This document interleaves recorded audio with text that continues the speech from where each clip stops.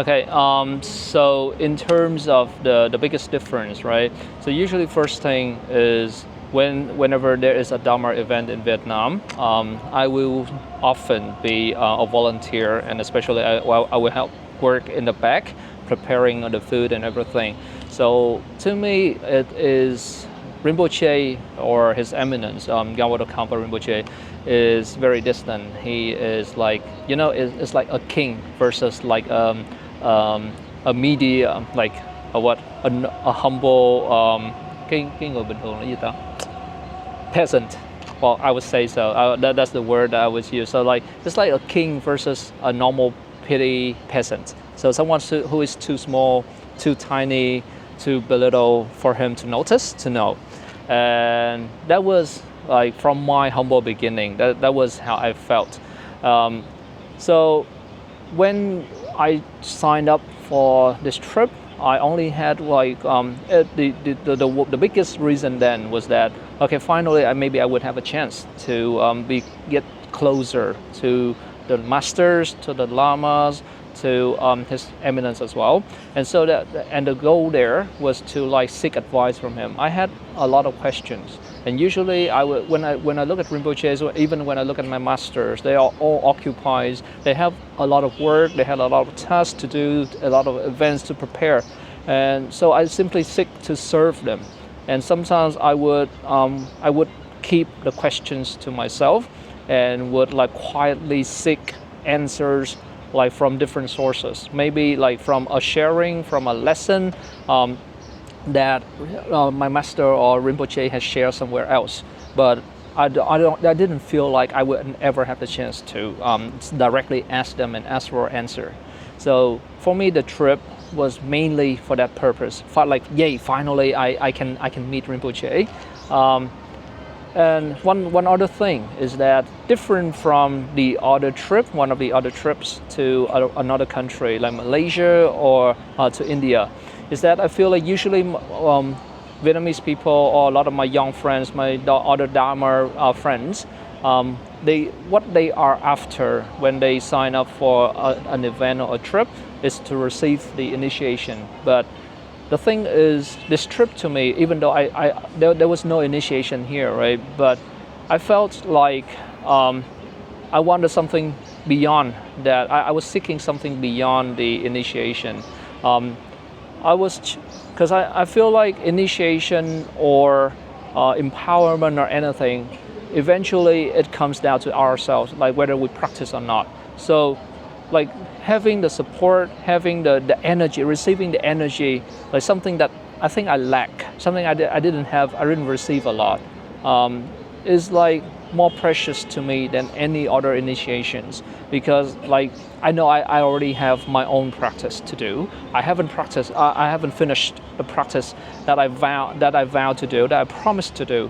So there was no point seeking something else. But maybe everyone will have difficulties in their life. At that point of time, I had my own too. I had my own struggling too, and so when you are there, like the moment I got there, I felt like, well, maybe finally I can just like sit back, take a breath and take a break at the same time, away from the hassle, on the bothering, on the troubles, just like have a look at my inner self, reflect it, like calm it down. And I like the moment I got back to work, got back to Vietnam, I felt refreshed, and it was like, okay, now I'm ready for new challenges. I'm no longer bothered by the same old trouble before. Like it's still there, but I have a different point of view. Like I have a different view of it, and so it's like your mind is refreshed, and so is your soul, your feeling. So you started off, you start solving it with like a calmer mind. Yeah. So you just mentioned like there was a transformation from the old you and the new you after the whole event. But what do you think is the main aspect that create that transformation? what is the main aspect? Yeah. What Like what make you calm, be more calm and etc. Like the you know? Okay. So usually we talk about people, how people nowadays are led by the crown, right? So imagine yourself being led by a crown of all the practitioners, of all the prestigious lamas, master, lopins, people that has accumulated so much energy, so much calm and peaceful energy. Of course you can feel it. It is so much. Imagine yourself being drowned or immersed in a crowd full of anger, of hatred, of like drama, and you cannot help just thinking about those dramas. And here again, it's like a complete opposite. You are surrounded by the peace, by the peaceful energy. Not just the location, not just something invisible, but it is so peaceful that it intensified, and it was condensed. It was so dense that you can it feels like you can see that peace in front of you. You see the smile, you see the laughter, you see the joy on everybody's faces. No one is ever grumpy, no one is ever angry or frustrated. You don't feel like you don't have that urge. You don't even feel like you want to. Even if someone happened to do something to you, you don't feel like you want to do that. And so it is like the biggest kind of blessing. I know that a lot of people, a lot of my friends will seek blessing from someone, from some Rinpoche or some Lama, from some eminence of any other lineage. But sometimes it is so vague, so tiny, so light, so dim that it's like a flashlight on and off. But here it is so big, and then like the event lasts for like a whole week, right? So every day you are immersed in there. You're immersed in the love, in the joy, in the peace, and like it purifies you. It's like you were shower, you were bathed, not just shower, you were bathed in that peace. The whole is like a huge bathtub. And you just got in there with all of those, and all the lamas, rinpoches, and tripans, and everyone around you is like the water, the calm, clean water.